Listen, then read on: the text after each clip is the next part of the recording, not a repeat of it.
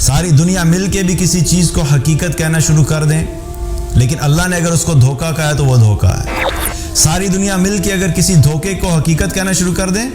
اگر اللہ نے کہا وہ دھوکہ ہے تو وہ دھوکہ ہے، اور ساری دنیا مل کے کسی دھوکے کو حقیقت کہنا شروع کر دیں، لیکن ان کے کہنے کی وجہ سے وہ دھوکہ حقیقت تبدیل نہیں ہو سکتا۔ آخرت جو ہے وہ حقیقت ہے، دنیا جو ہے وہ دھوکہ ہے، اور دنیا کے دھوکے میں سے بہت ساری چیزیں دھوکہ ہیں۔ اللہ سبحانہ تعالیٰ نے اس کے بارے میں بتایا کہ جو آزمائش ہے وہ کن کن چیزوں کے اندر ہے۔ اس کی اللہ تعالیٰ نے قرآن میں ایک ہی جگہ پہ جو ہے وہ مختلف چیزوں کا ذکر کیا کہ جن کے ذریعے سے اللہ سبحانہ تعالیٰ آزماتا ہے۔ اور دھوکہ بیسیکلی کیا ہوتا ہے کہ جو چیز دیکھنے میں نظر آ رہی ہے لیکن حقیقت میں وہ ہے نہیں، اسی چیز کو ہم دھوکہ کہتے ہیں نا، کہ جو دیکھنے میں ہے لیکن وہ حقیقت میں نہیں ہے، وہی دھوکہ ہے۔ تو آج دنیا جو ہمیں دیکھنے میں نظر آ رہی ہے اس کی حقیقت ویسی نہیں ہے جیسی ہم سمجھ رہے ہیں، اسی لیے ہم اس کے دھوکے میں پڑ رہے ہیں۔ اللہ سبحانہ تعالیٰ نے ہمیں دنیا میں اس کو دھوکہ بھی کہا اور پھر اس میں آزمائش کی بھی ذکر کیا۔ اللہ نے ہمیں بھیجا ہی کس لیے؟ اس میں آزمائش کے لیے ہے۔ الذی خلق الموت والحیات لیبلوکم ایکم احسن عملا۔ اللہ نے کیا کہا کہ زندگی اور موت کا جو نظام بنایا وہ اس لیے بنایا کہ تمہیں ہم آزمائیں گے، ہم دیکھیں گے کہ تم میں سے کون احسن عمل کر کے آتا ہے۔ اور احسن عمل جو ہے ہمیں دنیا نہیں سکھائے گی، احسن عمل ہمیں قرآن و سنت سے پتہ لگے گا کہ وہ اچھا عمل کیا ہے، وہ صحیح عمل کیا ہے، وہ صحیح طریقہ کیا ہے، وہ صحیح راستہ کیا ہے، وہ کریکٹ وے آف لیونگ کیا ہے۔ یہ سب چیز ہمیں قرآن و سنت سے پتہ لگے گا۔ تو اس دنیا میں یہ دنیا اٹسیلف ایک دھوکہ ہے، اور اس دھوکے میں ہم آزمائے بھی جا رہے ہیں، اور اس آزمائش کو بھی اللہ ہی نے کریٹ کیا، کیونکہ اللہ دیکھنا چاہتا ہے کہ میرے وہ بندے کون ہیں جو کہ میرے کتاب کے مطابق میرے احکامات کو فالو کرتے ہوئے اس دھوکے کے گھر میں رہتے ہوئے بھی مجھے پہچان لیں گے،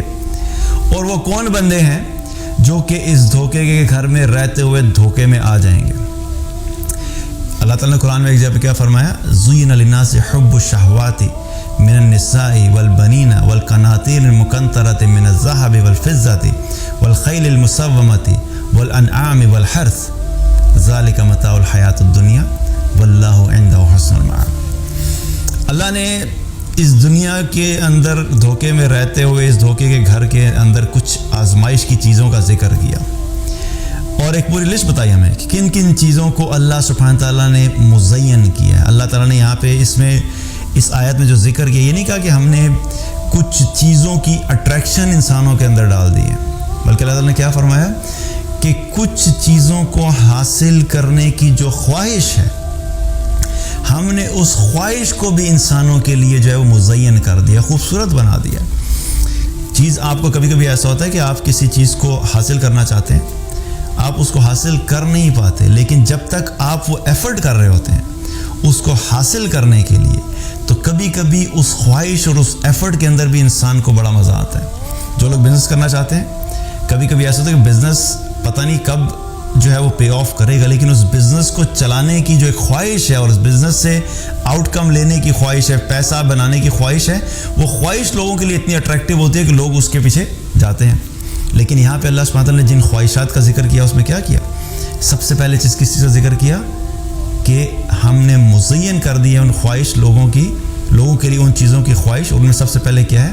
نساء کا ذکر کیا، عورت کا ذکر کیا۔ اور عورت کا ذکر کیا ہے؟ مردوں کے لیے عورتیں اور عورتوں کے لیے مرد۔ تو یہ آزمائش تو ہے، یہ ایک آزمائش ہے۔ پھر اللہ نے مال و متاع کا ذکر کیا، سونے چاندی کا ذکر کیا،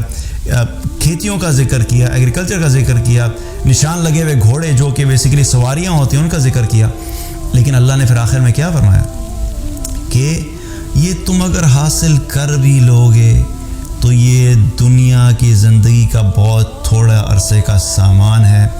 اور اللہ سبحانہ تعالیٰ نے آخرت میں تمہارے لیے بہت بہترین رکھا ہوا ہے۔ یہ سب حاصل کر کے بھی تم اعلیٰ چیز نہیں پا رہے، کوئی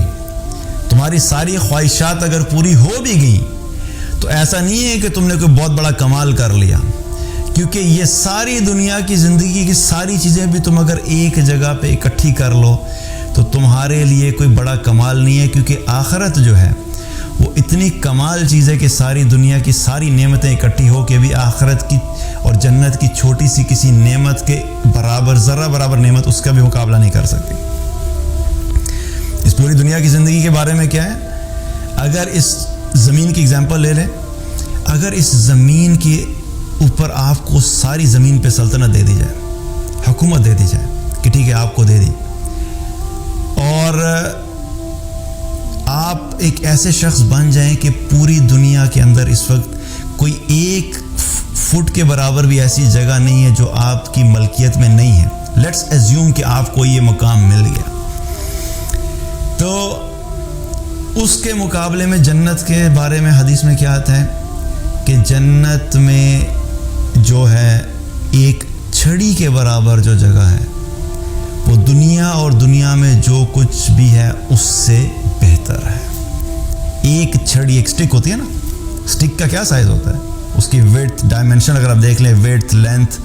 وہ اتنی چھوٹی سی ہوتی ہے، لیکن اگر اتنی سی جگہ بھی تمہیں جنت میں دیکھو گے نا تو اس اتنی سی جگہ کی قیمت بھی تمہاری دنیا کی ہر چیز کو اکٹھا کر لو، اس کی زمین کو اکٹھا کر لو، اس کے سونے کو اکٹھا کر لو، اس کے چاندی کو اکٹھا کر لو،